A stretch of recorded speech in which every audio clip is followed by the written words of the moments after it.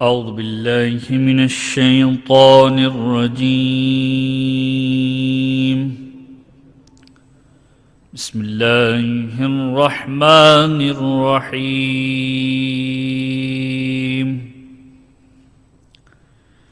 الحمد لله رب العالمين. الحمد لله كما هو أهله. الحمد لله من أول الدنيا إلى فنائها، ومن الآخرة إلى بقائها. الصلاة والسلام على أشرف الأنبياء والمرسلين،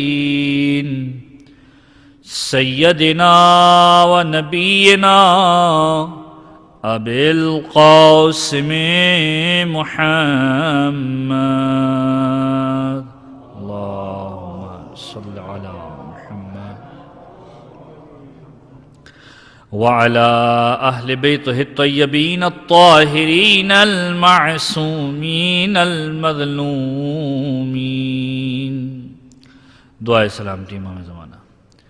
بسم اللہ الرحمن الرحیم.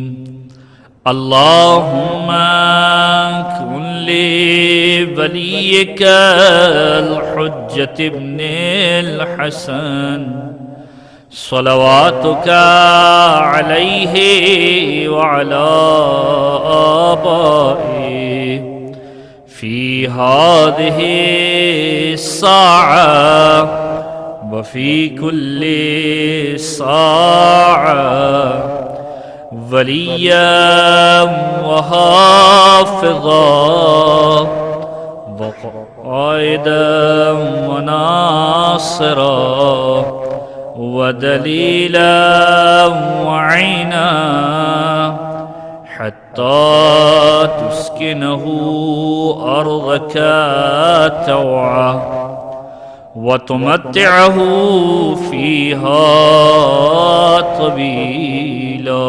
اللهم صل على محمد. أما بعد فقد قال الله تعالى في كتابه الكريم والفرقانه المجيد. بسم الله الرحمن الرحيم. ومن يرد ثواب الدنيا نؤته منها ومن يرد ثواب الآخرة نؤته منها وسنجزي الشاكرين. درود پڑھیں محمد وآل محمد پر.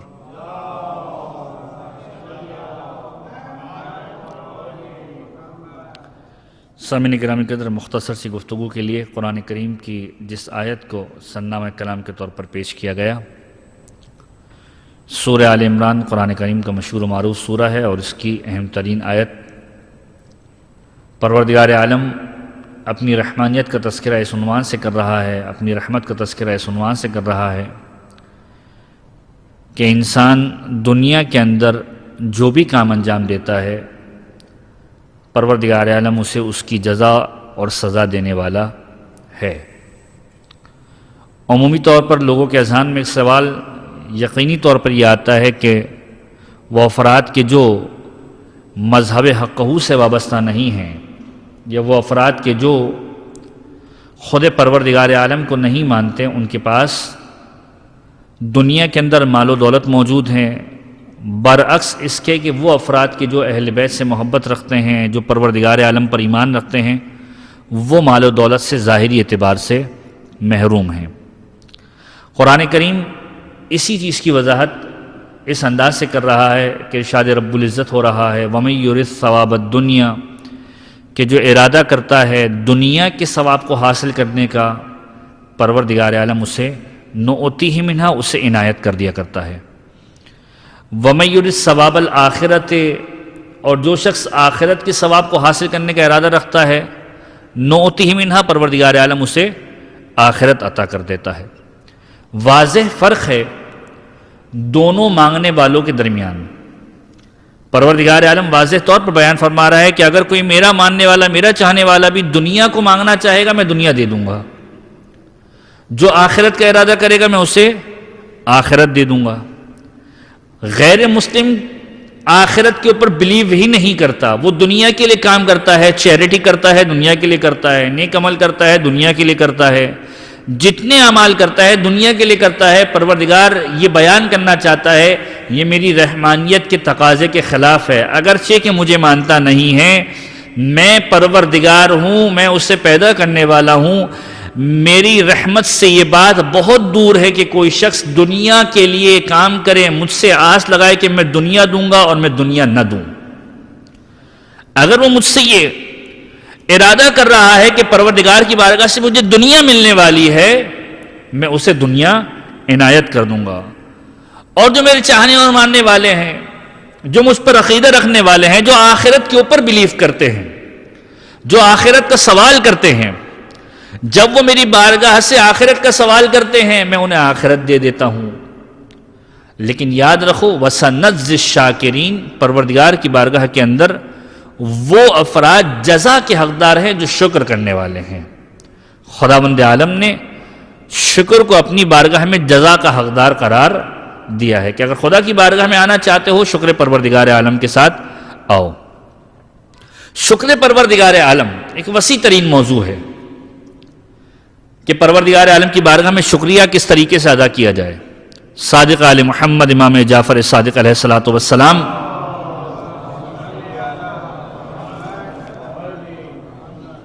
بیان فرماتے ہیں کہ پروردگار عالم نے انسان کو اتنی نعمتیں دی ہیں کہ اس کو گننا اور شمار کرنا ممکن نہیں ہے۔ ہر شکر ادا کرنے کے لیے جو قوت تمہیں ملنے والی ہے اس قوت کے لیے بھی ایک شکریہ تمہیں ادا کرنا ہے۔ لہذا پروردگار کی بارگاہ میں اگر چاہو بھی تو اس کا شکریہ ادا نہیں کر سکتے۔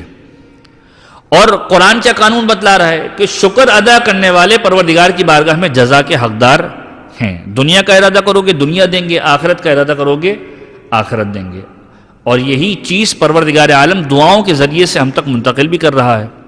معصومین کی دعاؤں کے اندر جو جملہ آپ تلاوت کرتے ہیں ماہ مبارک رجب ابھی گزرا ہے کہ جس کے اندر چھٹے امام نے دعا کو تعلیم دیا ہے، یا من ارجوہ لکل خیر وآمن سخطہ عند کل شر، یا من یعطی الکثیر بالقلیل، یا من یعطی من سأل، یا من یعطی من لم یسألہ ومن لم یعرفہ۔ یہ دعا کے دو اہم ترین جملے ہیں۔ یا من یعطی من سأل، اے وہ پروردگار جو سوال کرنے والے کو دیتا ہے، عطا کرتا ہے۔ یا من یعطی من لم یسألہ، جو سوال نہیں کرتا پروردگار تو اسے بھی دیتا ہے۔ وہ کہ جو تجھ پر ایمان نہیں رکھتا تو اسے بھی دیتا ہے۔ من لم یسألہ ومن لم یعرفہ، پروردگار جو تیری معرفت نہیں رکھتا تو اسے بھی عنایت کرتا ہے۔ یہ خداوند عالم کا وہ قانون ہے کہ جو قرآن کریم میں بیان ہو رہا ہے۔ وَمَن يُرِدْ ثَوَابَ الدُّنْيَا، تم دنیا کی نعمتوں کو چاہتے ہو پروردگار دنیا دے گا، آخرت چاہتے ہو پروردگار عالم آخرت دے گا۔ دنیا اور آخرت چاہتے ہو، دنیا میں ایسے کام کرو کہ تمہاری آخرت بن جائے، دنیا میں ایسے کام کرو کہ تمہاری آخرت بن جائے۔ اور یہ کردار اگر ہمیں ملے گا، یہ نعمتیں اگر ہمیں ملے گی تو در اہل بیت کے علاوہ کسی اور در پر نہیں ملے گی۔ کہ پروردگار عالم کی بارگاہ میں پروردگار کہہ رہے جزا کے حقدار وہ ہے کہ جو شکر ادا کریں۔ ہم شکر کن کن چیزوں کا ادا کریں؟ کچھ ظاہری نعمات ہیں، کچھ روحانی نعمات ہیں۔ ظاہری نعمات ہمارے جسم کے اعتبار سے ہم کاؤنٹ کر سکتے ہیں۔ پروردگار عالم نے جسم صحیح سلامت دیا، بغیر کسی عیب کے دیا، زبان بولنے والی دی، بغیر کسی لکنت کے دی، دماغ ورکنگ کنڈیشن کے اندر دیا۔ پروردگار عالم نے ہر عضو کو صحیح سلامت ہمیں عنایت کیا۔ ورنہ دنیا کے اندر کتنے ایسے افراد ہیں کہ جو ظاہری اعتبار سے بھی ایسے ہیں کہ جو کامل الخلقت تصور نہیں کیے جا سکتے۔ مثلا کچھ ایسے افراد ہیں کہ جن کے ہاتھ پاؤں سلامت نہیں ہیں، کچھ ایسے افراد ہیں کہ جن کو بینائی نہیں ملی ہے، کچھ ایسے افراد ہیں کہ جن کی زبان کی پریشانی ہے، کچھ ایسے افراد ہیں کہ جن کا دماغ کام نہیں کرتا۔ پروردگار عالم نے ساری کی ساری نعمتیں دی ہیں۔ اس کا شکریہ کس طریقے سے ادا کیا جائے؟ اس کا شکریہ اس طریقے سے ادا کیا جائے گا کہ جس چیز کو پروردگار عالم نے جس چیز کے لیے معین کیا ہے اس میں استعمال کیا جائے۔ پروردگار عالم نے اگر ہاتھ سلامت دیے ہیں تو ان ہاتھوں کا کام یہ ہے کہ اس سے پروردگار کی معصیت نہ کی جائے۔ پروردگار عالم نے اگر ٹانگوں کو سلامت رکھا ہے تو اس کا شکر یہ ہے، کم سے کم شکر یہ ہے کہ ان پاؤں سے معصیت پروردگار نہ کی جائے۔ پروردگار عالم نے اگر آنکھیں بہترین انداز سے دی ہیں، بینائی سے محروم نہیں رکھا ہے، تو اس کا شکر کیا ہے؟ اس کا شکر یہ ہے کہ ان آنکھوں سے معصیت پروردگار نہ کی جائے، کسی ایسی چیز کی طرف نگاہ نہ کی جائے جو پروردگار کی بارگاہ میں پسندیدہ نہ ہو۔ یہ زبان جو پروردگار عالم نے دی ہے، اس زبان کا کم سے کم شکران یہ ہے، اس نعمت کا کم سے کم شکر یہ ہے کہ پروردگار عالم کی بارگاہ میں اگر اسے استعمال کیا جائے تو کس طریقے سے استعمال کیا جائے کہ اس کی تسبیح و تقدیس کرتے ہوئے استعمال کیا جائے۔ یہ ظاہری نعمت ہے جو پروردگار عالم نے ہمیں عنایت کی ہے۔ کچھ روحانی نعمتیں ہیں۔ وہ روحانی نعمتیں کون سی ہیں؟ وہ روحانی نعمت یہ ہے کہ اس نے ہمارے عقیدے کے اندر اہل بیت کو شامل کر دیا۔ اس سے بڑی کوئی روحانی نعمت ہمارے پاس موجود نہیں ہے۔ اس نعمت کا شکران کس طریقے سے کیا جائے؟ اس نعمت کا شکران اور شکریہ اس طریقے سے ادا کیا جائے کہ اہل بیت کی قربت حاصل کی جائے۔ اہل بیت کے قریب آ گئے، گویا وہ نعمت جو پروردگار نے دی ہے اس کا شکریہ ادا ہو گیا۔ اہل بیت کی معرفت کو حاصل کر لیا، وہ نعمت جو پروردگار نے روحانی نعمت دی ہے اہل بیت کی صورت میں اس کا شکریہ ادا ہو گیا۔ آپ ذرا غور کیجئے کہ پروردگار عالم نے انسانی ذہن کے ساتھ، انسانی فطرت کے ساتھ ان چیزوں کو کتنا مربوط کیا ہے۔ ختمی مرتبت نے قرآن کریم کی آیت کے ذیل میں فرمایا تھا کہ اس سے کیا مراد ہے؟ قُلْ لَا أَسْأَلُكُمْ عَلَيْهِ أَجْرًا إِلَّا الْمَوَدَّةَ فِي الْقُرْبَى، کہ میں تم سے کسی چیز کا سوال نہیں کرتا ہوں مگر یہ کہ میرے اقربا کی مودت کرو، میرے اقربا سے محبت کرو، مودت کرو۔ آپ ذرا غور کیجئے، انسانی فطرت کے اگر بالکل پہلے مرحلے کی جانب میں چھوٹی سی مثال آپ کے سامنے عرض کروں، جب بچہ چھوٹا سا ہوتا ہے بہت ساری چیزوں کا تقاضا کرتا ہے۔ ماں باپ کے ساتھ اگر کسی مارکیٹ میں گھوم رہا ہے، کسی چیز کا مطالبہ کرتا ہے، یا تو والدین دلا دیتے ہیں یا والدین نہیں دلاتے۔ نہیں دلا دیتے تو موضوع الگ ہے، دلا دیتے ہیں تو بچے کو تاکید کرتے کہ دیکھو مہنگا ہے، خیال سے استعمال کرنا۔ جیسے جیسے گرو ہوتا ہے، پرورش پاتا ہے، بچے کے ذہن میں یہ خیال خود بخود ڈیولپ ہونے لگتا ہے کہ ہر چیز کی ایک قیمت ہوتی ہے۔ جب ماں باپ چیز دلا رہے ہوتے ہیں، ماں باپ سے سوال کرتا ہے، ماں باپ کہتے ہیں اس کی قیمت یہ ہے، تمہیں دلا رہے ہیں، مہنگا دلا رہے ہیں، خیال رکھنا۔ جب ایک عام انسان اور ایک چھوٹے سے بچے کی پرورش کے اندر یہ چیز فطرت کا تقاضا ہے کہ ہر چیز کی کوئی نہ کوئی قیمت ہوتی ہے، خلاق عالم نے اگر پیغمبر کو اپنی بارگاہ سے اس مقام پر بھیجا ہے تو اس پیغمبر کی خدمت کی قیمت کیا ہے؟ اس پیغمبر کی خدمت کی قیمت قرآن بتلا رہا ہے، قُلْ لَا أَسْأَلُكُمْ عَلَيْهِ أَجْرًا إِلَّا الْمَوَدَّةَ فِي الْقُرْبَى، میں چاہتا ہوں میرے اقربا سے محبت کرو، یہ قیمت ہے۔ اور اس قیمت کو ادا کرنے والا کون ہے؟ ہم لوگ ہیں۔ کیا آیا اس محبت کو ہم انجام دے رہے ہیں، اس مودت کو دل کے اندر پیدا کر رہے ہیں یا نہیں کر رہے؟ یہ روحانی نعمت ہے اہل بیت کی جو ہمارے پاس موجود ہے۔ آپ ذرا غور کیجئے اور کون سے افراد ہیں کہ جن کے پاس یہ نعمت موجود ہے؟ یہ در اہل بیت ہے کہ جس کے پاس اہل بیت جیسی نعمت موجود ہے۔ اور اہل بیت نے شکرانے نعمت کا طریقہ کیا بتلایا ہے؟ ہم اہل بیت سے قریب آ جاؤ، ہماری محبت کو دل کے اندر پیدا کر لو۔ محبت اگر دل میں آ گئی تمہاری پروردگار عالم کی بارگاہ میں شفاعت کا باعث بھی بنے گی، تمہارے بہشت میں جانے کا بھی سبب بنے گی۔ اور یہ چیز اگر ہمیں سکھلائی ہے تو کس نے سکھلائی ہے؟ عبودیت کے ان تقاضوں کو سکھلایا ہے تو کس نے سکھلایا ہے؟ عبادت کے ان تقاضوں کو سکھلایا ہے تو کس نے سکھلایا؟ چوتھے امام علیہ الصلوۃ والسلام کی ذات میں، کہ جن کی آج ولادت کی شب امام زین العابدین علیہ الصلوۃ والسلام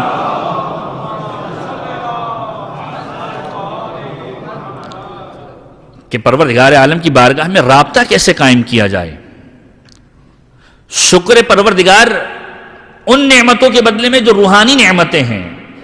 یہ ماہ مبارک رجب کے اعمال یا ماہ مبارک شعبان کے اعمال یہ معمولی نہ تصور کیے جائیں، یہ ان نعمتوں کا شکریہ ہے جو پروردگار عالم نے ہمیں دی ہے، کہ پروردگار جانتا ہے کہ تم شکریہ ادا کرنے کے قابل نہ ہی ہو، لیکن اپنے کردار کو ان اعمال کے ذریعے سے بلند کر کے میری بارگاہ میں آؤ۔ لہذا معصوم کا جملہ ملتا ہے، یہ ماہ مبارک شعبان یہ وہ مہینہ ہے کہ جس میں پروردگار عالم نے نیکیاں عام کر دی ہیں۔ پروردگار عالم پسند کرتا ہے کہ اس مہینے کے اندر انسان نیکیوں کو انجام دے۔ اور پھر معصوم کا عجیب جملہ ملتا ہے کہ پیغمبر فرماتے تھے یہ میرا مہینہ ہے، اس مہینے کے اندر میری قربت بھی حاصل کرو، پروردگار کی قربت بھی حاصل کرو۔ اور وہ قربت کس طریقے سے حاصل ہوگی؟ کہ جب تم خداوند عالم کی محبت کے اندر روزہ رکھو گے۔ عجیب جملے ملتے ہیں کہ جو انسان اس ماہ مبارک کے اندر ایک روزہ رکھ لیتا ہے بہشت کا حقدار قرار پاتا ہے۔ لہذا یہ مہینہ خود اہل بیت علیہم السلام سے منسوب ہے اور پروردگار عالم کی نیکیوں کے ساتھ منسوب ہے۔ اب چوتھے امام کی جب سیرت کی بات کی جا رہی ہے اور گفتگو یہ ہو رہی ہے کہ پروردگار عالم نے جو نعمتیں دی ہیں اس کا شکران کس طریقے سے ادا کیا جائے، ظاہری نعمتوں کے اعتبار سے ظاہری اعضائے جوارح کو معصیت پروردگار میں استعمال نہ کیا جائے، روحانی نعمتیں جو پروردگار نے دی ہیں ان کا شکریہ اس طریقے سے ادا کی جائے کہ سب سے بڑی روحانی نعمت اہل بیت کا وجود ہے ہماری زندگی کے اندر، اہل بیت کی محبت کو دل کے اندر پیدا کیا جائے۔ اور اسی بات کی طرف توجہ دلائی ہے چوتھے امام امام زین العابدین علیہ الصلوۃ والسلام نے۔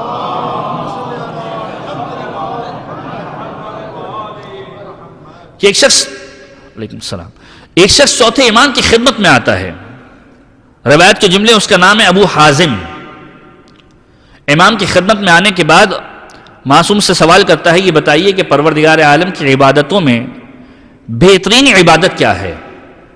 اور معصوم جواب دیتے ہیں پروردگار کی عبادت کے اندر بہترین عبادت نماز ہے کہ جس کے ذریعے سے پروردگار کی بارگاہ میں تم جاتے ہو۔ کہ پروردگار اس کے ذریعے سے کیا چاہتا ہے؟ کہ پروردگار اس کے ذریعے سے اپنی بارگاہ میں تمہارا تقرب چاہتا ہے کہ تم خدا کی بارگاہ میں قریب ہو جاؤ، خداوند عالم سے ایک رشتے کو پیدا کر لو۔ کہ مولا یہ بتائیے نماز کے اندر لطف کیا ہے؟ کہ نماز سراپا لطف ہے، نماز سراپا لطف ہے۔ کہ مولا یہ بتلائیے کہ اس میں کون سی ایسی چیز ہے کہ جو ممنوع بن جاتی ہے، جس کے بعد انسان کے لیے کاموں کو انجام دینا مشکل ہو جاتا ہے؟ مولا نے کہا کہ جب تکبیرۃ الاحرام تم کہتے ہو تمہارے لیے چیزیں ممنوع ہو جاتی ہیں۔ تکبیرۃ الاحرام کا مطلب کیا ہے؟ کبر، خداوند عالم کی کبریائی کی آپ صدا دیتے ہیں، کبریائی کی صدا دینے کے بعد وہ چیزیں جو حلال ہوتی ہیں وہ حرام ہو جاتی ہیں، کھانا پینا آپ کے لیے حلال ہے، جیسے ہی اللہ اکبر کہا آپ نے کھانا پینا نماز کی حالت میں حرام ہو گیا۔ تکبیرۃ الاحرام کو تکبیرۃ الاحرام کیوں کہتے ہیں؟ کہ یہ وہ کبریائی کی آواز ہے کہ جس کے بعد حلال چیزیں آپ کے لیے ایک مخصوص مدت کے لیے جو نماز کا وقت ہے یا نماز پڑھنے کے دوران حرام ہو جاتی ہیں۔ کھانا پہلے کھانا حلال تھا لیکن نماز کی حالت کے اندر وہ حرام ہو جائے گا۔ کہ مولا کون سی ایسی چیز ہے کہ جو ممنوع بن جاتی ہے، جس کے بعد چیزیں ممنوع بن جاتی ہے؟ کا تکبیرۃ الاحرام۔ کہ مولا کون سی ایسی چیز ہے کہ جو چیزوں کو حلال کر دیتی ہے؟ کہ جب نماز کا سلام پھیرتے ہو السلام علیکہ ایھا النبی ورحمۃ اللہ وبرکاتہ، جب تم سلام پھیر لیتے ہو تو چیزیں حلال ہو جایا کرتی ہیں۔ مولا یہ بتائیے کہ نماز کا حسن کیا ہے؟ پہلے لطف کا سوال کیا، آپ کا حسن کیا ہے؟ نماز کو خوبصورتی کس چیز کے ذریعے سے ملتی ہے؟ مولا فرماتے نماز کو خوبصورتی ملتی ہے سبحان اللہ کے ذریعے سے۔ جب تم تیسری اور چوتھی رکعت کے اندر اور نماز کے سجدے اور رکوع کے اندر خداوند عالم کا ذکر کرتے ہو، نماز خوبصورت ہو جاتی ہے، مزین ہو جاتی ہے۔ سبحان اللہ والحمد للہ ولا الہ الا اللہ واللہ اکبر، یا سبحان ربی الاعلی، یا سبحان ربی العظیم۔ جب خداوند عالم کی پاکیزگی اور اس کے مبرہ ہونے کی تم گواہی دیتے ہو، نماز میں حسن خوبصورتی پیدا ہو جاتی ہے۔ کہ مولا یہ بتلائیے کہ نماز جب پروردگار عالم کی بارگاہ میں جانا چاہتی ہے تو نماز کو طاقت پرواز کس چیز کے ذریعے سے ملتی ہے کہ نماز پروردگار کی بارگاہ میں تیزی سے پہنچ جائے؟ مولا فرماتے نماز کو طاقت پرواز اگر ملتی ہے تو نماز کے اندر درود کی وجہ سے ملتی ہے۔ نماز کے اندر قوت اگر آتی ہے تو درود کی وجہ سے ملتی ہے۔ کہ معصوم کا جملہ ہے کہ پروردگار عالم کو ایسی نماز پسند نہیں کہ جس کے اندر اہل بیت پر درود نہ بھیجا جائے۔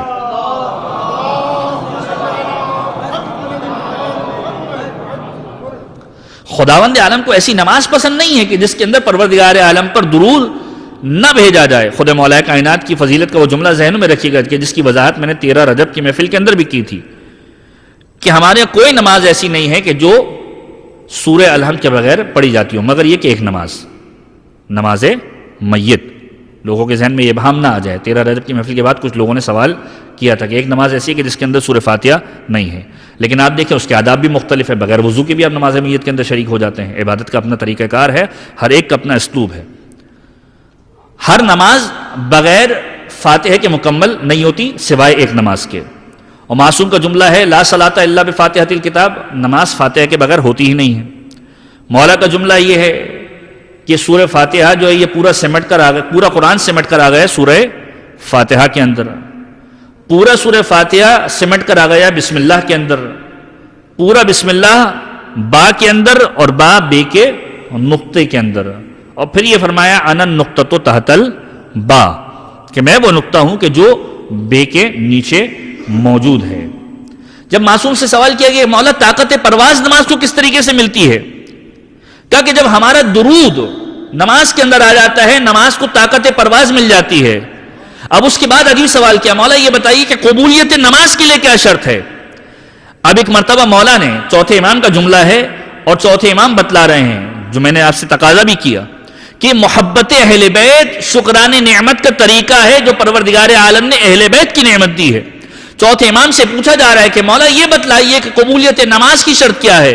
کہ قبولیت نماز کی شرط ہے ولایتنا ولایتنا ولایتنا والبراءۃ عن عدونا، ہماری محبت کو دل میں رکھو، ہمارے دشمن سے بیزاری کا اظہار کرو، ہماری محبت کو دل میں رکھو، ہمارے دشمن سے بیزاری کا اظہار کرو۔ اگر یہ چیز تمہارے دل کے اندر موجود ہے، طاقت پرواز نماز کو درود دے رہا ہے، قبولیت ہماری ولایت دے رہی ہے، قبولیت ہماری ولایت دے رہی ہے۔ چوتھے امام کی زندگی پیغام ہے تمام عالم اسلام کے لیے، ابتدائے زندگی سے لے کر انتہائی زندگی تک، کہ ابھی دنیا کے اندر نہیں آئے ہیں لیکن پیغام اہل بیت پوری دنیا کو مل رہا ہے۔ 38 سن ہجری چوتھے امام کی ولادت کا سال بیان کیا جاتا ہے۔ تاریخ میں اختلاف ہے، کچھ 14 جمادی الاول کے اعتبار سے بیان کرتے ہیں اور کچھ 15 جمادی الاول کے اعتبار سے اور کچھ 5 شعبان کے اعتبار سے، کہ یہ دو تاریخیں چوتھے امام کے ساتھ منسوب ہیں۔ لیکن پیغام جو ولادت کے اعتبار سے ہے، اصل پیغام ہے والدہ کے اعتبار سے، کہ والدہ کا نام ہے جناب شہر بانو، بادشاہ ایران کی بیٹی۔ مولائے کائنات کے زمانے کے اندر جب ان کو کنیزی کے اندر لایا گیا، اور کنیزی کے اندر جب لایا گیا تو جب لوگوں نے کہا کہ انہیں بیچا جائے، مولا نے ایک اصول بتلا دیا کہ شہزادیاں کبھی فروخت نہیں کی جاتی۔ اسلام کا طریقہ کار کیا ہے؟ اگر کوئی کنیزی میں بھی لے رہا ہے، بازار میں بیچا جاتا تھا پہلے، مولا نے کہا شہزادیاں جب لائی جائیں شہزادیوں کو فروخت نہیں کیا جائے گا، بلکہ اسے کسی عالی نسب کے حوالے کر دیا جائے گا۔ اور جب مولائے کائنات کے دور کے اندر مولا نے یہ طریقہ بتلا دیا، بعض روایتیں ہیں کہ یہ خلافت ثانیہ کا زمانہ تھا کہ جب بادشاہ روم کے خلاف ایران کے اوپر فتح حاصل ہوئی، 2 شہزادیوں کو لایا گیا، ایک کا نام شہر بانو تھا اور ایک کا نام گیہان بانو تھا۔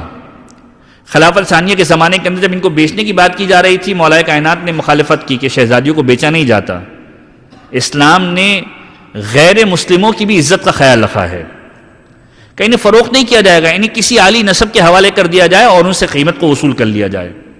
اور پھر مولا نے جناب شہر بانو کو امام حسین کے لیے خریدا ہے، اور امام حسین کا عقد جناب شہر بانو کے ساتھ کیا ہے۔ علی ای حال، چاہے خلافت ثانیہ کا زمانہ ہو چاہے مولائے کائنات کا زمانہ ہو، مولا نے ایک اصول بتلا دیا کہ شہزادیوں کو فروخت نہیں کیا جاتا، بلکہ ان کے لیے عالی نسب افراد کو ڈھونڈا جاتا ہے۔ مولا کے زمانے کے اندر عالی نسب یا تو حسن تھے یا حسین تھے۔ حسین مظلوم کے لیے عالی نسب لفظ مناسب قرار دیا اور کہا ان کے لیے شہزادی کو ڈھونڈا ہے ہم نے۔ جناب شہر بانو کا عقد امام سید الشہداء کے ساتھ کیا ہے۔ ایران کا تعلق عجم سے ہے، عرب سے نہیں ہے۔ تاریخ اسلام نے یہاں پر 2 اصول بتلائے ہیں۔ اول اسلام کے اندر بیٹیوں کو دفن کیا جاتا تھا، بیٹی پیدا ہوتی تھی اچھا تصور نہیں کیا جاتا تھا۔ اول اسلام کے اندر عرب اور عجم کے اندر فاصلہ رکھا جاتا تھا۔ پیغمبر کا خطبہ آپ کے ذہنوں کے اندر ہوگا، خطبہ حجۃ الوداع، کہ عربی کو عجمی کے اوپر کوئی فوقیت حاصل نہیں ہے۔ پروردگار عالم یہاں پر مولائے کائنات کے اس فعل کے ذریعے سے اس بات کو واضح کرنا چاہ رہا ہے، اس عرب کے ماحول میں کہ جہاں پر بیٹیوں کو دفنانا اور زندہ درگور کرنا فخر کا باعث تصور کیا جاتا تھا، اس زمانے کے اندر پیغمبر نے بیٹی کی تعظیم کرنا سکھلایا۔ فاطمہ آتی تھی، پیغمبر کھڑے ہو جایا کرتے تھے۔ ایک پیغمبر نے طریقہ بتلایا جو اس وقت کی صفتیں لوگوں کے اندر پیدا تھی۔ کہ عرب کو عجم پر فضیلت حاصل تھی، بیٹی کو زندہ درگور کرتے تھے، پیغمبر نے، نبی نے بتلا دیا بیٹی کی تعظیم کرنے کا صحرا پیغمبر کے سر ہے، عجمی کو عرب کے گھر کے اندر بہو بنا کر لانا یہ علی کے سر ہے، یہ صحرا علی کے سر ہے۔ اور جناب شہربانو مولا کے گھرانے کے اندر آئی ہیں، وہ جناب شہربانو کے جن کے بارے میں روایت کی کہ ان کی مماثلت جناب نرجس خاتون کے ساتھ دی جاتی ہے۔ چوتھے امام اور زمانے کے امام کے اندر تین مماثلتیں ہیں، تین ایسی چیزیں ہیں جو مشترک ہیں۔ پہلی چیز، چوتھے امام اور امام زمانہ دونوں کی والدہ شہزادیاں تھی اور کنیزی کی صورت میں آئی تھی، ایک بادشاہ روم کی بیٹی، یہ بادشاہ ایران کی بیٹی۔ دوسری مشترک چیز جو چوتھے امام اور امام زمانہ کے اندر مشترک ہے وہ یہ ہے کہ چوتھے امام کے چچا محمد حنفیہ، انہوں نے بھی مصلحت کی خاطر امامت کا دعویٰ کیا تاکہ حجت خدا واضح ہو جائے، اور زمانے کے امام کے چاچا جعفر تواب یا جعفر کذاب، انہوں نے بھی امامت کا دعویٰ کیا تاکہ لوگوں کے سامنے حجت خدا واضح ہو جائے کہ حجت خدا کون ہے۔ یہ واقعات آپ اکثر و بیشتر سنتے رہتے ہیں۔ اور تیسری اہم ترین بات، یہ دونوں ہستیاں ایسی ہیں کہ جنہوں نے مشکلوں کو سہا ہے، پریشانیوں کو سہا ہے۔ زمانے کے امام کے لیے غیبت واقعی ایک پریشانی کا باعث ہے، اور سید سجاد وہ ہستی ہیں کہ جنہوں نے کربلا کے اندر مصیبتوں اور مصیبتوں کو ہی دیکھا ہے۔ تو کچھ چیزیں زمانے کے امام اور چوتھے امام کے اندر مشترک ہیں کہ ان کی والدہ کے اعتبار سے مشترکات، ان کے چچاؤں کے اعتبار سے مشترکات۔ چوتھے امام کی زندگی، جناب شہربانو جب چوتھے امام کی ولادت ہوئی ہے، روایت کے جملے ہیں 10 دن کے اندر اس دنیا سے رخصت ہو گئی۔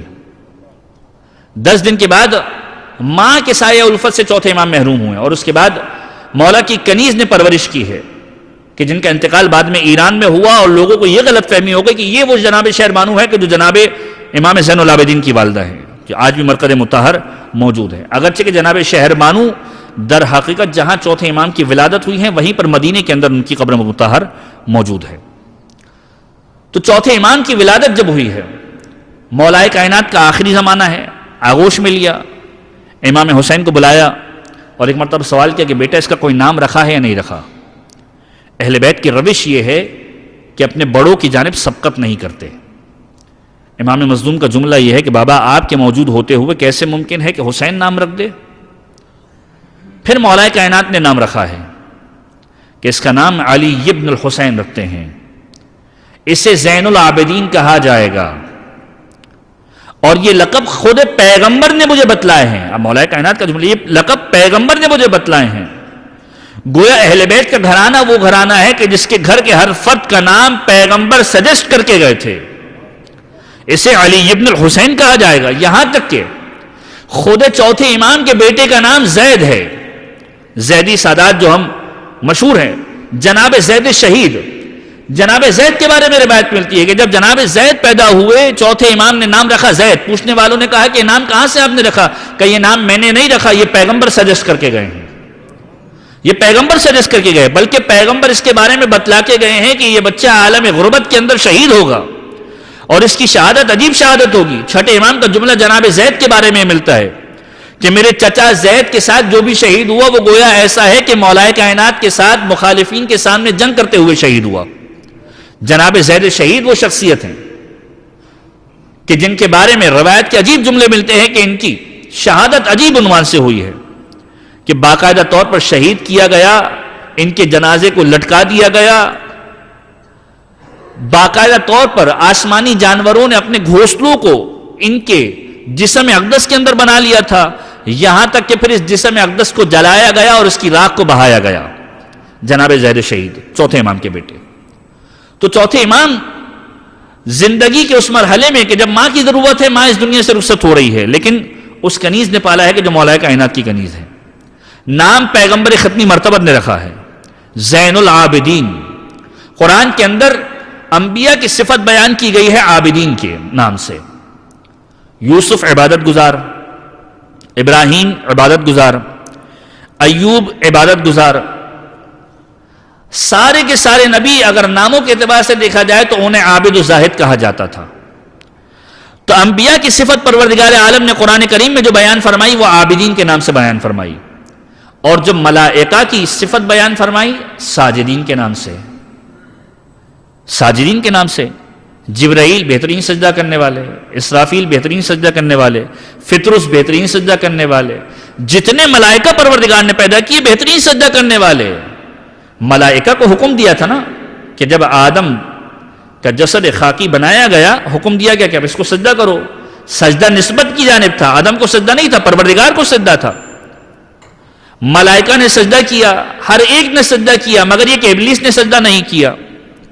تو دو نام خصوصیت کے ساتھ تاریخ کے اندر بیان کیا جاتا ہے. عابدین انبیاء کی صفت بیان کی، ساجدین ملائکہ کی صفت بیان کی. لیکن کیا ہی کہنے، اس امام کو بنایا تو زین العابدین بنایا، سید الساجدین بنایا. امام کو بنایا تو زین العابدین بنایا، سید الساجدین بنایا، کہ اگر ملائکہ کی محفل میں آئے تو پروردگار فخر کر سکے تم ساجدین ضرور ہو لیکن سید الساجدین زین العابدین ہے.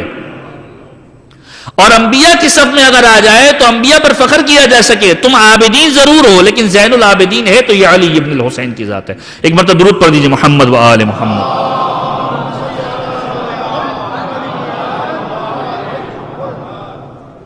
تو چوتھے امام کی زندگی وہ زندگی ہے کہ جو عبودیت کے تقاضے ہمیں سکھلاتی ہے کہ عبادت کس طریقے سے کی جائے، پروردگار سے لو کس طریقے سے لگائی جائے.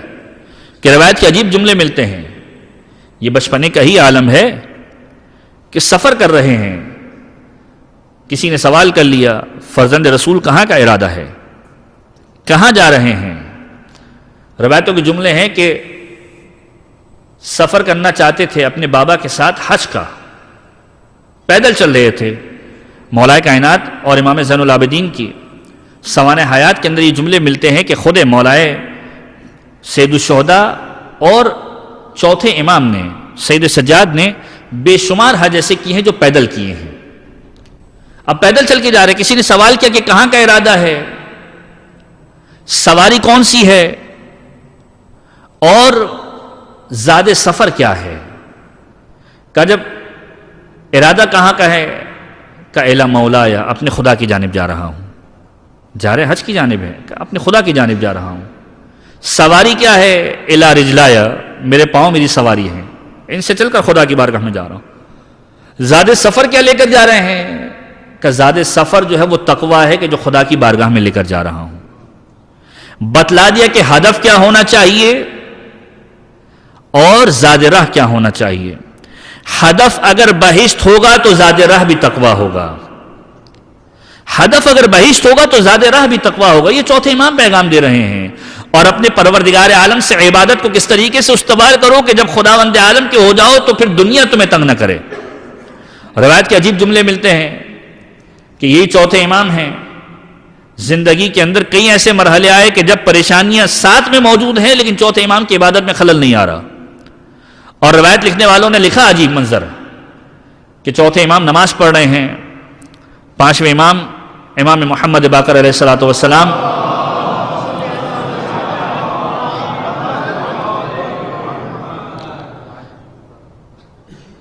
اسی دنیا کے اندر چوتھے امام کی موجودگی کے اندر نماز کا عالم ہے، پانچویں امام کنویں کے اندر گر جاتے ہیں. بحکم خدا یہ معجزہ ہے چوتھے امام کا، بہت ہی مشہور و معروف ہے، آپ سن چکے ہیں. چوتھے امام کی نماز میں خلل نہیں آتا، اور جب نماز مکمل ہوتی ہے کنیز خدا آتی ہے، بیان کرتی ہے کہ امام محمد باقر کنویں کے اندر گر گئے ہیں. ہاتھوں کو کنویں کے اندر ڈالتے ہیں، پروردگار میری امانت کو واپس کر دے. پانچویں امام بے اذن پروردگار چوتھے امام کی آگوش میں آتے ہیں. سوال کرنے والوں نے سوال کیا مولا اس قدر غفلت کیوں ہے؟ مولا کی عبادت کو غفلت کا نام دیا جا رہا ہے، نعوذ باللہ من ذالک. کہ مولا اس قدر غفلت کیوں ہے؟ کہ یہ غفلت نہیں ہے، اگر میں خدا سے غافل ہو جاتا خدا میرے بچے سے غافل ہو جاتا. اگر میں خدا سے غافل ہو جاتا خدا میرے بچے سے غافل ہو جاتا. میں نے اس کی طرف لوگوں کو لگا لیا، اس نے اپنے دل کو اس کے ساتھ لگا لیا. لہذا جب میں نے خدا سے کہا خدا میری امانت کو واپس کر دے تو پروردگار نے میری امانت کو واپس کر دیا. اور جب نماز پڑھ رہے ہیں گھر میں آگ لگ جاتی ہے، یہ تاریخ کے جملے ہیں جو چوتھے امام کے ساتھ منسوب ہیں. گھر میں آگ لگ گئی ہے اور سوال کرنے والے سوال کرتے ہیں مولا نماز کے دوران آگ لگ رہی ہے. شریعت کے آپ فلسفے کو اٹھا کر دیکھ لیجئے, فقہ کے فلسفے کو اٹھا کے دیکھ لیجئے, جان بچانا واجب ہے. اگر واجبات کے درمیان ٹکراؤ ہو جائے تو دیکھنا ہے کہ اہم ترین واجب کون سا ہے. بعض اوقات نماز واجب کو چھوڑ کر کسی کی جان بچانا جو ہے وہ ضروری ہو جایا کرتا ہے. فرض کیجئے کوئی شخص سمندر کے اندر ڈوب رہا ہے اور آپ نماز کو انجام دے رہے ہیں, نماز کا وقت موجود ہے, آپ کے لیے واجب ہے کہ نماز کو توڑیں اور اس کی جان کو بچائیں. اہم ترین واجب کو دیکھنا ہے کہ کون سی چیز زیادہ اہم ہو جاتی. بعض اوقات واجب نماز وقت تنگ ہے لیکن پھر بھی سامنے والے کی جان محترم ہے, نماز کو توڑ کر جان کو بچانا واجب ہے. لیکن چوتھے امام کا کیا کہنا, نماز چل رہی ہے, گھر میں آگ لگی ہے. کہ مولا گھر میں آگ لگی ہے, آپ نماز ختم نہیں کر رہے, کیا اس آگ سے خوف نہیں آتا؟ مولا کا جملہ یہ ہے, میں اس آگ کو محسوس نہیں کر رہا, میں جہنم کی آگ کے خوف کو محسوس کر رہا ہوں. جہنم کی آگ کے خوف کو محسوس کر رہا ہوں.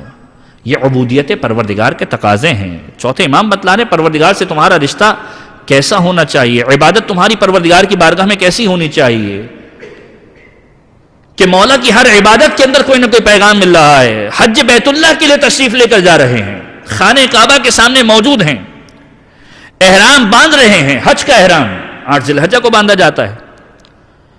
خانہ کعبہ کے سامنے موجود ہوتے ہوئے لبیک کہتے ہوئے مولا کی زبان لڑکھڑا رہی ہے. کتنے اصحاب مولا موجود ہیں, مولا ہمیں سمجھ میں نہیں آتا, آپ حجت خدا ہیں, حجت خدا ہونے کے باوجود خدا کی بارگاہ میں کھڑے ہونے کے بعد لبیک کہتے ہوئے آپ کی زبان کیوں لڑکھڑا رہی ہے؟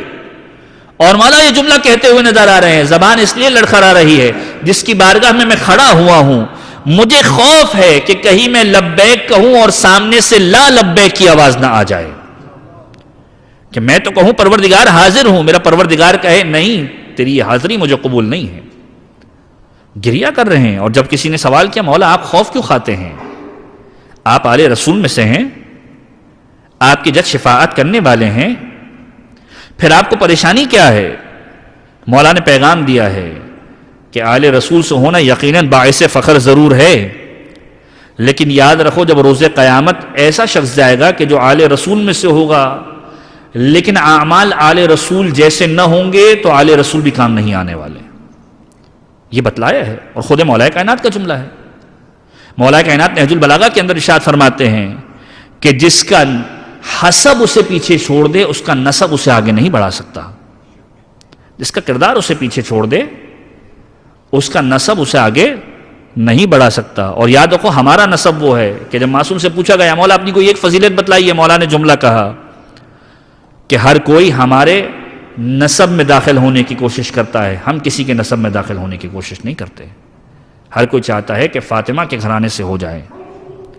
تمہارا کردار ایسا ہونا چاہیے کہ شفاعت تمہیں ملے. اور اس کے بعد جب مولا سید سجاد سے سوال کیا گیا کہ مولا آپ اولاد رسول ہیں, آپ کے جد شفاعت کرنے والے ہیں, آپ کیوں پریشان ہوتے ہیں؟ مولا کا جملہ یہ ہے میرے جد اس کی شفاعت کریں گے کہ جو شفاعت کے قابل ہو, جو شفاعت کے قابل ہو. مجھے نہیں معلوم کہ میں آیا پروردگار کی بارگاہ میں شفاعت کے قابل ہوں یا نہیں ہوں. اب مولا کا جملہ ہے, امام معصوم یہ جملہ کہہ رہا ہے, اگرچہ کہ وہ شفاعت کرنے والے ہیں لیکن پیغام ہمیں دیا جا رہا ہے کہ شفاعت کا سمندر تو اہل بیت کی صورت میں بہہ رہا ہے, لیکن شفاعت اسے ملے گی کہ جس کا ظرف ایسا ہو کہ شفاعت مل سکے. سمندر کے سامنے اگر کوئی ایک شخص فقط ایک چھوٹا سا گلاس لے کر چلے جائے تو یہ نہیں کہہ سکتا کہ یہ پورا سمندر اس میں نہیں آ رہا, خرابی اس گلاس کی ہے, گلاس چھوٹا ہے. خرابی اس گلاس کی ہے, اس ظرف کی ہے کہ جس کو لے کر گیا ہے. اہل بیت کا سمندر شفاعت کا سمندر ہے. تمہارا ظرف کیسا ہے یہ تم پر محسوس ہونا چاہیے کہ تم اپنے ظرف کو کس طریقے سے بنا رہے ہو. یا تو ظرف اہل بیت سے رابطہ پیدا کر کے اتنا بڑا کر دو کہ سمندر سما جائے, اپنے ظرف کو اس طریقے کا بناؤ. تمہارا کردار ایسا ہونا چاہیے. یہ چوتھی امام کی زندگی کا پیغام ہے کہ خداوند عالم سے رشتہ ایسا قائم کرو کہ پروردگار عالم کی بارگاہ میں جاؤ تو پھر کسی اور کو یاد نہ کرو. اور یاد رکھو اہل بیت علیہ السلام اس کی شفاعت کریں گے کہ جو شفاعت کا حقدار ہوگا. اور یہی چوتھے امام کی زندگی ہے. حسن خلق چوتھے امام نے بتلایا ہے کہ یہ اہل بیت میرے آباء و اجداد کی روش ہے. جو میرے آباء و اجداد کرتے ہوا ہے وہ سینہ بسینہ ہم تک منتقل ہوا ہے. ہم اہل بیت کی شان کیا ہے؟ پیغمبر سے لے کر امام مظلوم تک یہ حسن اخلاق ہمارے خاندان کا ورثہ رہا ہے. خود پیغمبر کی ذات کو اٹھا کر دیکھ لیں. پیغمبر کو 3 چیزوں کے ذریعے سے لوگوں کے درمیان نعوذ باللہ من ذالک بدنام کرنے کی کوشش کی گئی تھی. مجنون کا لقب دیا گیا. قرآن کریم کہتا ہے کہ نعوذ باللہ من ذالک دیوانے ہیں. یہ کس لیے کہا گیا؟ کہ بچے پیغمبر سے دور ہو جائیں. ساحر کا لقب دیا گیا کہ جادوگر ہیں. یہ کس لیے کہا گیا؟ کہ خواتین پیغمبر سے دور ہو جائیں. اور شاعر کا لقب دیا گیا کہ شعر و شاعری کرتا ہے اس عرب کے معاشرے کے اندر، لیکن ایسی شعر و شاعری جو بے سر و پائے نعوذ باللہ من ذالک، کہ بزرگان اس سے دور ہو جائیں. اس معاشرے کے اندر پروردگار عالم نے تینوں صفتیں مولا کائنات کے ذریعے سے، خدیجہ طاہرہ کے ذریعے سے، ابو طالب کے ذریعے سے فراہم کر دی. تم بچوں سے دور کرنا چاہتے تھے، علی پیغمبر کے ساتھ گھومے گا. تم خواتین سے دور کرنا چاہتے تھے، خدیجہ طاہرہ ساتھ میں ہیں. تم بزرگان سے دور کرنا چاہتے تھے، ابو طالب ساتھ میں ہیں. اور اس طریقے سے مشہور کیا گیا کہ واقعاً لوگ پیغمبر کا بائیکاٹ کیا کرتے تھے. کہ روایت کے جملے ہیں، خاتون اپنا سامان اٹھا کر لے کر جا رہی تھی، پیغمبر ختمی مرتبہ نے دیکھا، ایک مرتبہ ایک جملہ کہا کہ میں آپ کی مدد کیے دیتا ہوں.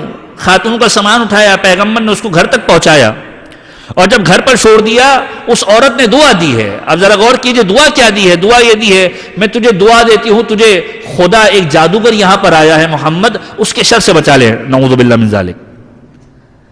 اور پیغمبر کا جملہ یہ ہے، اے خاتون میں اس سے بچ نہیں سکتا کیونکہ میرا اس کا رشتہ ایسا ہے.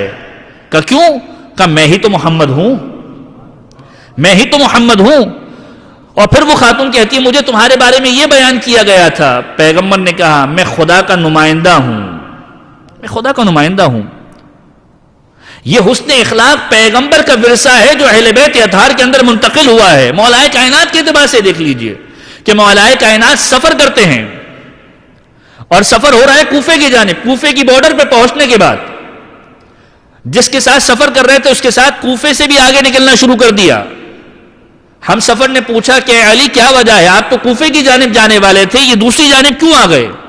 کہ میرے پیغمبر نے مجھے سکھلایا ہے کہ جب کسی کی ہم نشینی اختیار کرو تو اس کا ساتھ آسن طریقے سے نبھاؤ. کہ آپ کے اسلام نے ایسا طریقہ بتلایا ہے، ہمیں تو اسلام کے بارے میں کچھ اور بتلایا گیا تھا. اسی وقت پیغمبر کی نبوت پر ایمان لے کر آیا، مولا کی ولایت پر اعلان کرتا ہوا نظر آیا. اور اگر اس سلسلے کو اور آگے بڑھائے سید الشہداء کی ذات کے اندر، سید الشہداء کی زندگی کے اندر، امام حسین علیہ السلام کی زندگی کے اندر،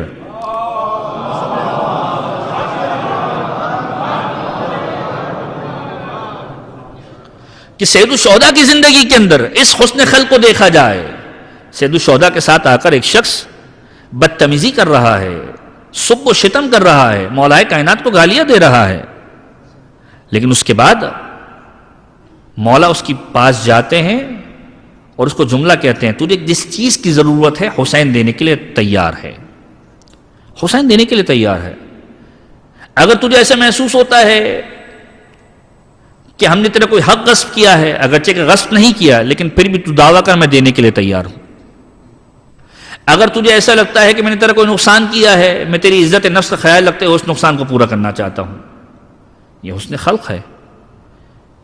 کہ مولا مجھے سمجھ میں نہیں آتا، یہ زمین پھٹ جائے میں اس کے اندر چلا جاؤں، زمین میرے لیے تنگ ہو جائے، میں آپ کے ساتھ کیا کرتا رہا، آپ میرے ساتھ کیا کر رہے ہیں. اور یہی ورثہ منتقل ہوا زین العابدین کی صورت میں، جو عبادتوں کی زینت ہے. واقعہ کربلا کے بعد ایک وقت ایسا آیا ہے کہ جب مدینۃ النبی کو تاراج کیا گیا. واقعہ ہرہ آپ کے اذہان کے اندر محفوظ ہوگا کہ جب مسجد النبوی کے اندر گھوڑوں کو باندھا گیا، مسجد النبوی کو پامال کیا گیا، خانہ کعبہ کو ڈھانے کی تک کی بات کی گئی. اور اس زمانے کے اندر ایک کردار نظر آتا ہے حسین ابن نمیر، کہ جس کو حاکم بنایا گیا. حاکم بنا کر یہ مکے کی جانب آیا ہے، مکے پر حملہ کرنا چاہتا تھا، یہاں تک کہ پتہ چلا کہ یزید ملعون واصل جہنم ہوا ہے، لہذا اب حکومت ختم ہو چکی ہے. تو جتنی اتھارٹیز اس کو دی گئی تھی وہ ساری کی ساری ختم ہو گئی. جس مکے کے اندر سردار بن کے آیا تھا اسی مکے سے فرار اختیار کی. اور جب مکے سے باہر نکلا دیکھا ایک مقام پر بھوک و پیاس کا غلبہ تھا، دیکھا کہ خیام موجود ہیں، سواریاں موجود ہیں، کھانے پینے کا سامان موجود ہے. اس نے چاہا کہ یہاں سے مجھے کچھ کمک حاصل ہو جائے، کچھ مدد حاصل ہو جائے. جب اس بارگاہ کے اندر پہنچا دیکھا کہ کون ہے. سامنے کھڑا شخص جو نظر آیا وہ کوئی اور نہیں تھا، میرا چوتھا امام سید سجاد علیہ السلام.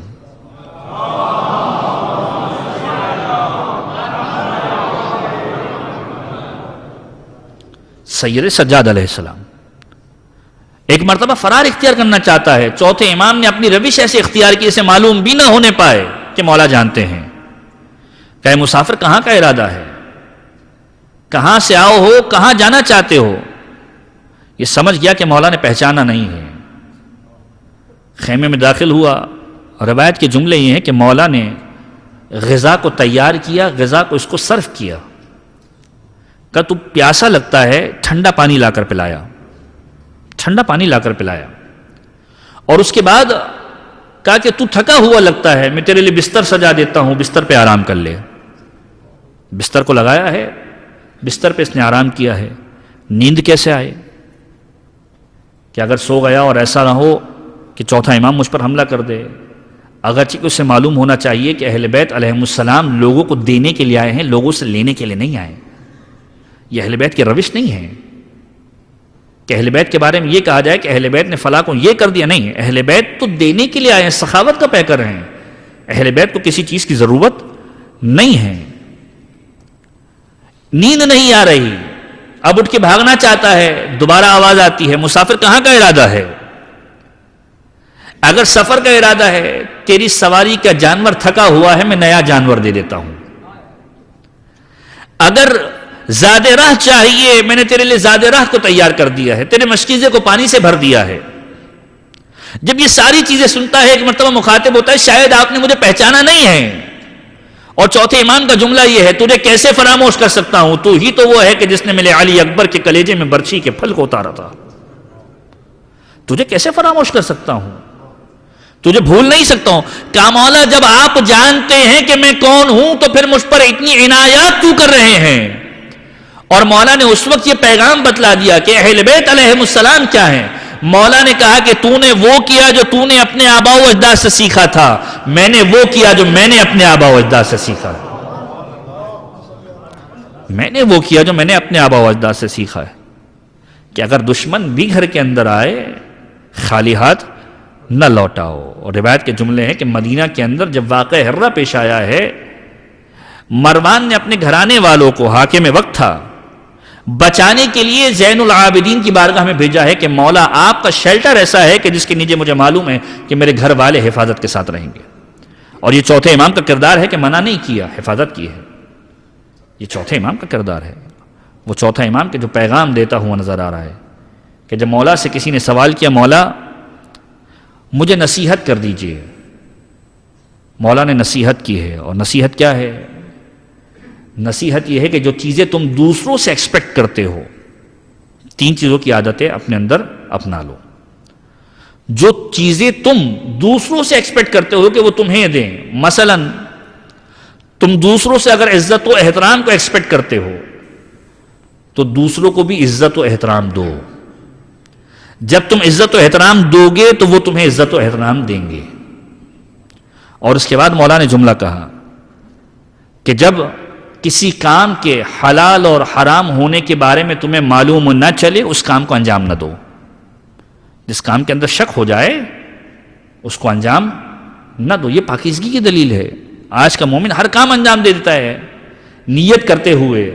ہر ایک فقیہ بنتا ہے کہ ہم اس کے اوپر اصالۃ البراءت لگاتے ہیں، حرام نہیں تھا تو مطلب حلال ہے. اگرچہ کہ بعض چیزوں کے اندر گنجائش ہو جاتی ہے، لیکن مولا طریقہ بتلا رہے پاکیزگی کس طرح پیدا ہوگی. جس چیز کے بارے میں تمہیں حلال و حرام کا نہ پتا ہو اس کام کو انجام نہ دو جب تک کہ معلوم نہ کر لو کہ حلال کیا ہے حرام کیا ہے. اسی لیے 5ویں امام کا جملہ ہے تفقہوا فی الحلال والحرام، حلال اور حرام کو پہچانو. اور پھر تیسری نصیحت کی. تیسری نصیحت کیا ہے؟ مولا بیان فرماتے ہیں کہ جب تک اپنے اندر سے عیب ختم نہ ہو جائیں دوسرے کے عیوب کو تلاش نہ کرنا. اپنے اندر سے عیب ختم نہ ہو جائیں دوسرے کے عیب کو تلاش نہ کرنا. کیونکہ مولا کائنات کا بھی جملہ ہے, بزدل ہے وہ فرد کہ دوسرے کی خامیوں کو تلاش کرے حالانکہ وہ خامی اسی کے اندر موجود ہو.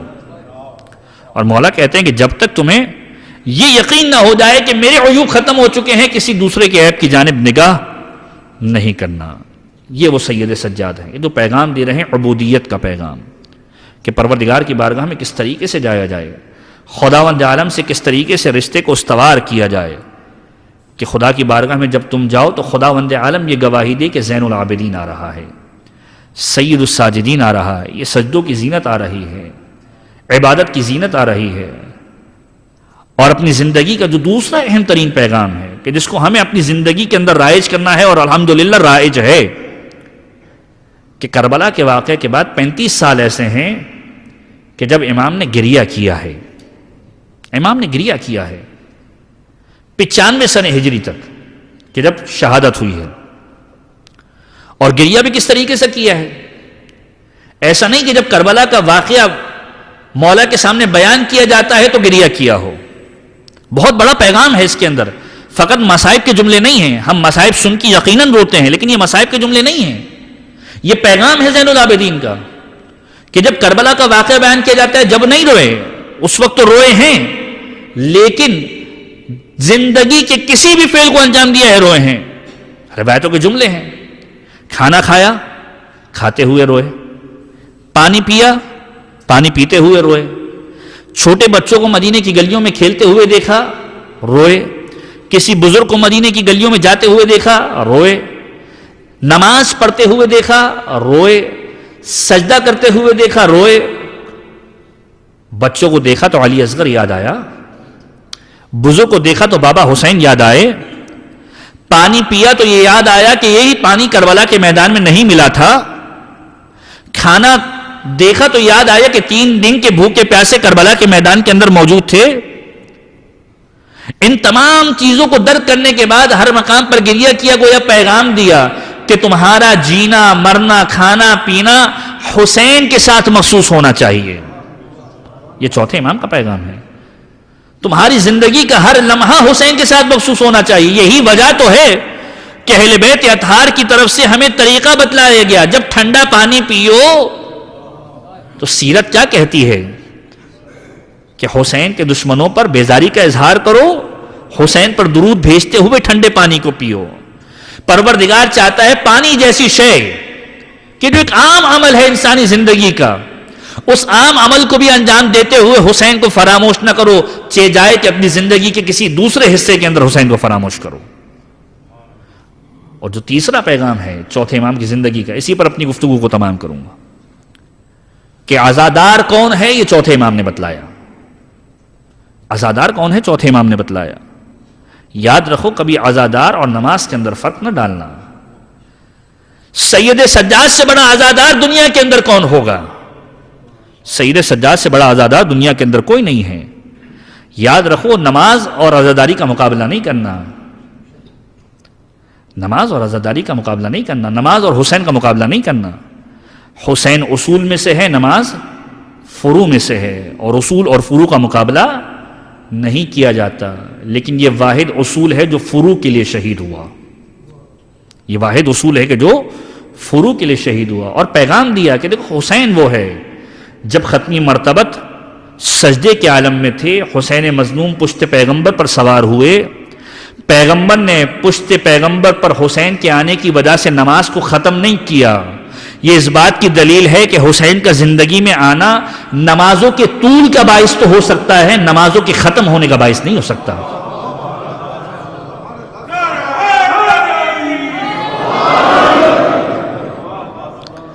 حسین اور نماز کا مقابلہ نہیں کرنا. جہاں حسین آ جائے وہاں نماز طولانی ہو جاتی ہے, نماز ختم نہیں ہوتی. یہ پیغمبر نے درس دیا ہے. اور اگر زندگی کے اندر دوسرا پیغام دیکھنا ہے تو سید الساجدین کو دیکھو. سید الساجدین سے بڑا عزادار کون ہے, لیکن ہر وقت سجدے کر رہا ہے, ہر وقت سجدے کر رہا ہے.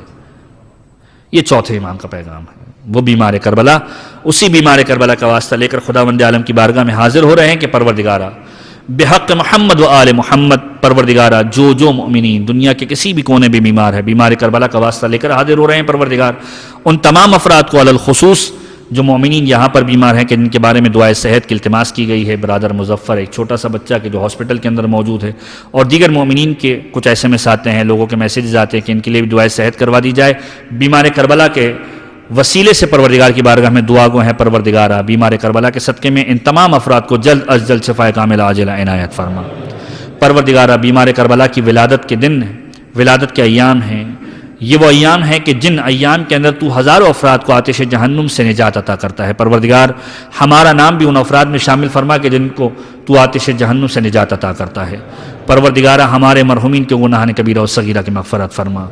پروردگارہ ہمارے والدین کے گناہان کبیرہ و صغیرہ کی مغفرت فرما۔ یہ وہ امام ہے کہ جس نے والدین کے احکام کو بتلایا ہے کہ روایت کے جملے ہیں کہ چوتھے امام کی بارگاہ میں اگر کوئی ملنے آتا تھا مولا بڑی خندہ پیشانی سے ملا کرتے تھے، لیکن کچھ لوگ ایسے تھے کہ جب ملاقات کے لیے آیا کرتے تھے چوتھے امام ملاقات سے انکار کر دیا کرتے تھے۔ پانچویں امام نے سوال کیا کہ بابا کیا وجہ ہے، ملنے والا آپ سے ملاقات کے لیے آ رہا ہے اور آپ اس سے ملاقات نہیں کر رہے؟ چوتھے امام فرماتے تھے یہ اپنے والدین کی عزت نہیں کرتا، یہ اپنے والدین کی عزت نہیں کرتا۔ پروردگارہ ہم تجھ سے دعا کرتے ہیں پروردگارہ ہمیں اپنے والدین کی خدمت کو انجام دینے کی توفیق عنایت فرما۔